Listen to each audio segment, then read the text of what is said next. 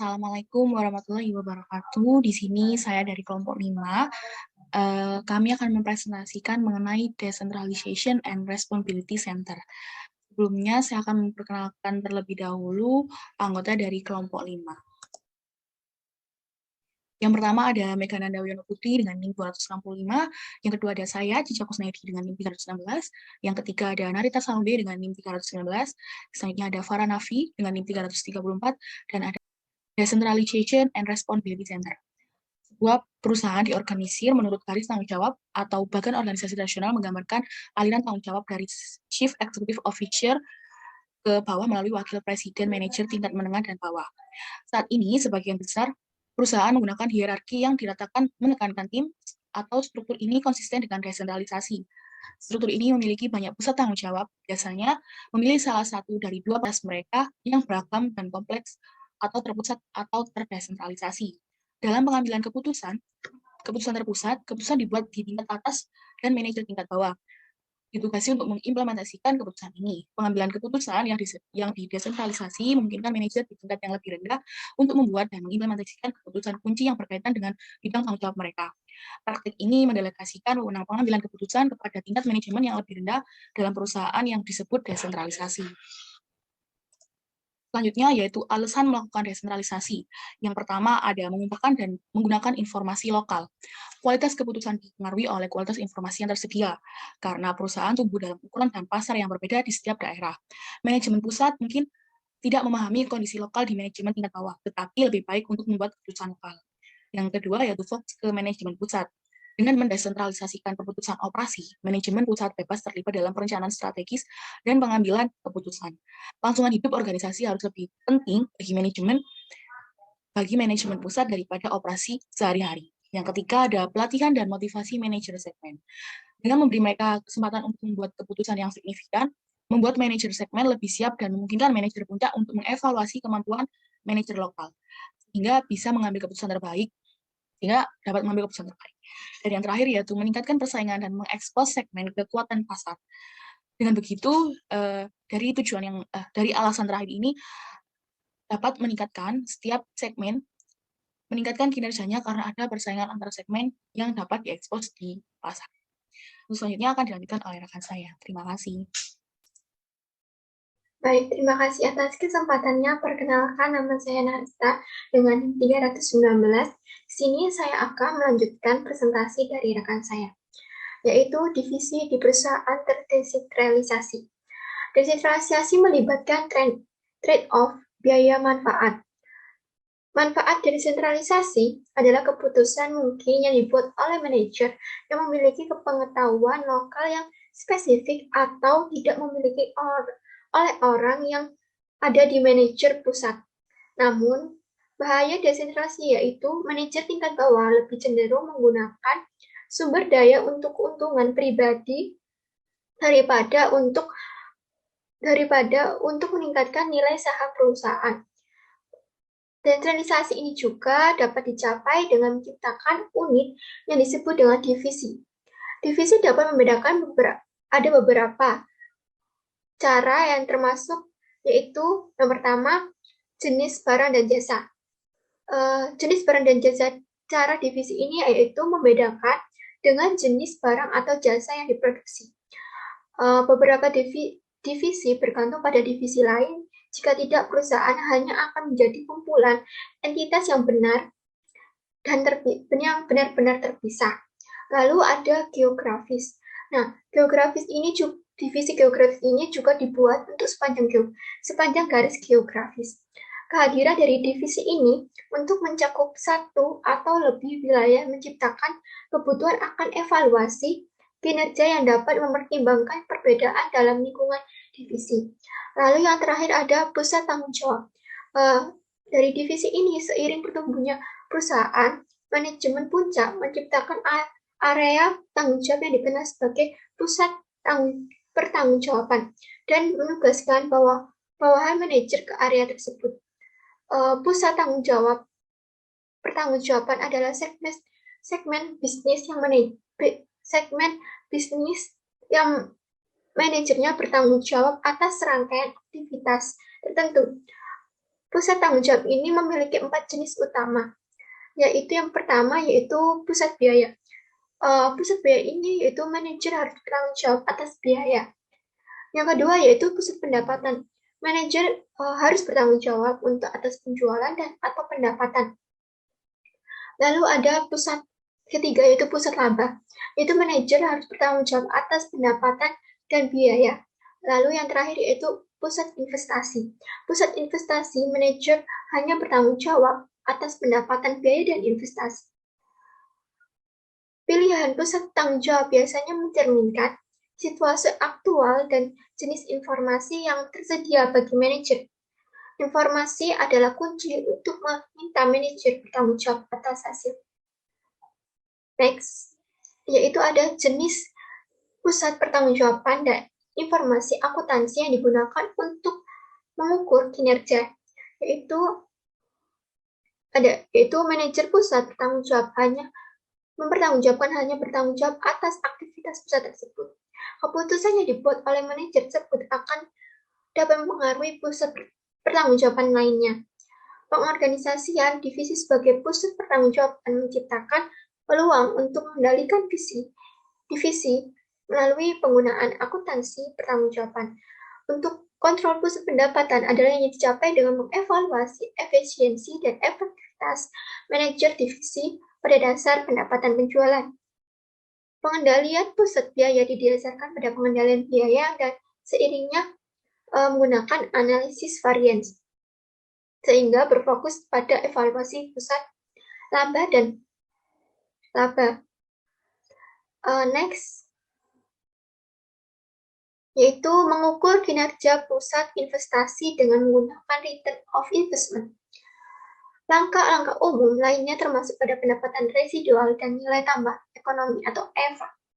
Di sini yang pertama yaitu pengembalian investasi, yaitu salah satu cara untuk menghubungkan laba operasi dengan aset yang digunakan adalah dengan menghitung laba atas investasi atau ROI yang merupakan keuntungan yang diperoleh dari dolar investasi. Untuk perhitungannya yaitu ROI operating income dibagi dengan average operating asset. Lalu ada pendapatan operasional, mengacu pada pendapatan sebelum bunga pajak dan pajak. Aset operasi adalah semua aset yang diperoleh untuk menghasilkan pendapatan operasi, termasuk kas, piutang, persediaan, tanah, bangunan, dan peralatan. Aset operasi rata-rata dihitung sebagai berikut, yaitu average operating asset, yaitu beginning asset ditambah dengan ending asset dibagi 2. Untuk pendapatan bervariasi mengenai pendapatan aset jangka panjang seperti pabrik dan peralatan harus dinilai, misalnya nilai buku kotor disandingkan dengan nilai buku bersih atau biaya historis, nilai buku bersih atau nilai biaya historis biaya atau saat ini.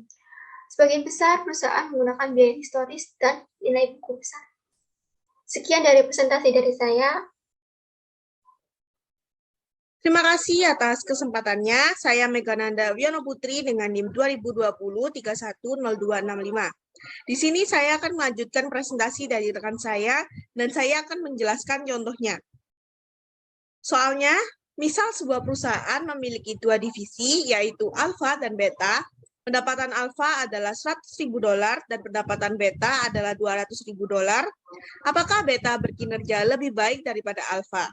Bagaimana jika alfa menggunakan investasi $500.000 untuk menghasilkan kontribusi $100.000, sedangkan beta menggunakan investasi $2 juta untuk menghasilkan kontribusi $200.000? Salah satu cara untuk menghubungkan laba operasional dengan aset yang digunakan adalah dengan menghitung pengembalian investasi ROI alfa yaitu 0,20 yang didapat dari operating income dibagi average operating asset, yaitu $100.000 dibagi dibagi $500.000, maka didapat 0,20. Selanjutnya yaitu mengukur kinerja pusat investasi dengan menggunakan return of investment, margin dan offset. Cara kedua untuk menghitung ROI adalah dengan memisahkan rumus pendapatan operasional atau aset operasional rata-rata menjadi margin dan offset. Margin adalah rasio pendapatan operasional dengan penjualan. Rumusnya yaitu ROI, operating income dibagi sales, dikali sales dibagi average operating asset. Contohnya, Alfa memiliki penjualan sebesar 400.000, kemudian margin menjadi 0,25 dihitung sebagai operating income dibagi sales, yaitu $100.000 dibagi $400.000, maka akan ketemu 0,25. Selanjutnya, omset akan menjadi 0,80 dihitung dari sales $400.000 dibagi average operating asset, yaitu $500.000, sama dengan 0,80. Contohnya yaitu menghitung aset operasi rata-rata, margin, perputaran, dan pengembalian investasi. Divisi Barat perusahaan Selimar memperoleh pendapatan operasi tahun lalu seperti yang ditunjukkan pada laporan laba rugi berikut. Pada awal tahun, nilai aset operasi adalah 277.000. Pada akhir tahun, nilai operasi adalah 323. Maka hitunglah average operating asset, selanjutnya margin, yang ketiga turnover, yang keempat return on investment. Selanjutnya akan dijelaskan oleh rekan saya. Assalamualaikum warahmatullahi wabarakatuh. Terima kasih atas kesempatannya. Saya Farah Nevi Arinda Nindya dengan NIM 2020-310334 akan melanjutkan penjelasan dari rekan saya. Jadi ini adalah jawaban dari atau cara pengerjaan dari soal yang sebelumnya sudah dibacakan oleh rekan saya. Jadi soal yang pertama yaitu mencari average operating asset. Caranya yaitu beginning asset ditambah ending asset dibagi 2. Senilai 277.000 dibagi 323.000 dibagi 2, hasilnya yaitu $300.000. Yang kedua yaitu margin. Caranya yaitu operating income dibagi sales. Senilai 48.000 dibagi 480.000 didapat yaitu 0,10 atau 10%. Yang ketiga yaitu mencari turnover. Didapat dari sales dibagi average operating asset, yaitu 480.000 dibagi 300.000 senilai 1,6. Yang keempat yaitu ROI, didapat dari margin dikali turnover. Margin yang tadi yaitu 0,10 dikali 1,6 turnover sama dengan 16%. ROI ini juga bisa dicari dengan cara operating income dibagi average operating asset. Senilai 48.000 dibagi 300.000, hasilnya juga sama, 16%. Selanjutnya, yaitu mengukur kinerja pusat investasi dengan menggunakan return on investment. Keuntungan pengembalian investasi yaitu mendorong manajer untuk fokus pada hubungan antara penjualan, pengeluaran, dan investasi seperti yang seharusnya terjadi pada manajer pusat investasi. Yang kedua yaitu mendorong manajer untuk fokus pada efisiensi biaya dan efisiensi aset operasi. Kerugian dari ukuran pengembalian investasi yaitu penekanan berlebihan pada ROI dapat menghasilkan perilaku rabun. Dua aspek negatif yang sering dikaitkan dengan ROI adalah dapat menghasilkan fokus yang sempit pada profitabilitas divisi dengan mengorbankan profitabilitas untuk perusahaan secara keseluruhan. Yang kedua yaitu mendorong manajer untuk fokus pada jangka pendek dengan mengorbankan jangka panjang. Selanjutnya yaitu mengukur kinerja pusat investasi dengan menggunakan residual income dan economic value added. Residual income atau pendapatan sisa, cara menghitungnya yaitu pendapatan operasional dikurangi pengembalian dolar minimum atau minimum rate of return dikali average operating asset. Misalnya, mempertimbangkan perhitungan pendapatan residual untuk divisi A dan divisi B di mana tingkat pengembalian minimum yang disyaratkan adalah 8%.